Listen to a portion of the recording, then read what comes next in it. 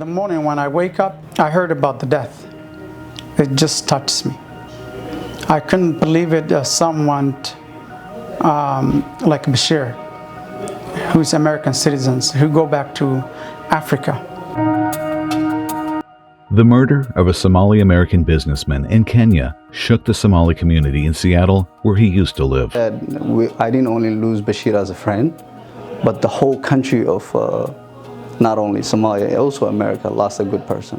Community ahaan qof walba oo ka hor imaado oo community wuxuu ku leeyahay walaal wiilkan waan ka naxay. It's very devastated. This happened. Nobody expected. It's devastated. Pretty sad. And I can't describe them and how important he was to us for part of our community. Bashir Mohmoud worked for the aerospace company Boeing before moving to Kenya to create a construction company that worked on several different government projects, and was pictured here with the Kenyan president, Uhuru Kenyatta. He had a contract, a couple contract with Kenya, and that's how he met Uhuru Kenyatta. And I heard later on he was a friend with him. I've known him to be one of the most influential person, not only in Seattle, Washington, but as well as in Ohio. He was such a beautiful soul that I came to know.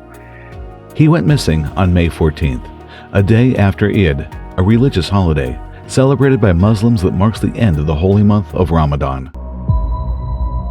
And the family of a Somali American businessman working in Kenya is in distress this evening following his mysterious disappearance last week on... We thought he was arrested.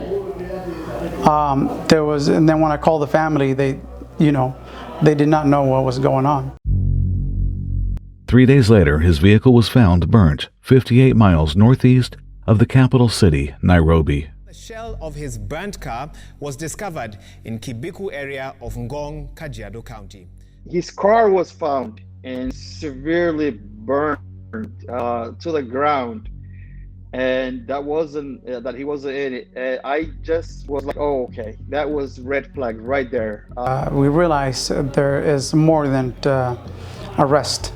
Begin tonight with a sad ending in the search for the missing Somali American businessman Bashir Mohmoud. On May 16th, his body was found in Mwe, 50 miles from Nairobi.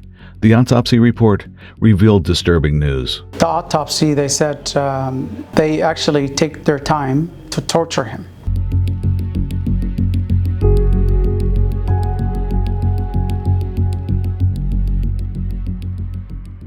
How his last minutes or hours of his life, how it was, because of what I heard of the autopsy, they have tortured him, tried to remove his toenails, burn him, they smash his head with objects. The lack of American media coverage on Bashir's murder reveals America's racial news coverage and begs the question of how an American citizen kidnapped and murdered in a foreign country did not make regional or national news. If it wouldn't be a minority, I will say that media will cover him. We need to see what American media can do for us, because we need to know what's going on in abroad and why it's not covering, why the CNN is not talking about it, why it's not the local news is not talking about it, why the newspaper is quiet about it. We need to know all that stuff as a Somali community. We are Somali American. He was part of us. Bashir left behind 2 daughters, a 7-year-old and a 2-week-old baby. His family and the Somali community now demand justice for Bashir. We demand justice. I wanted the U.S. to step in and find it a justice. We need justice for Bashir. Justice.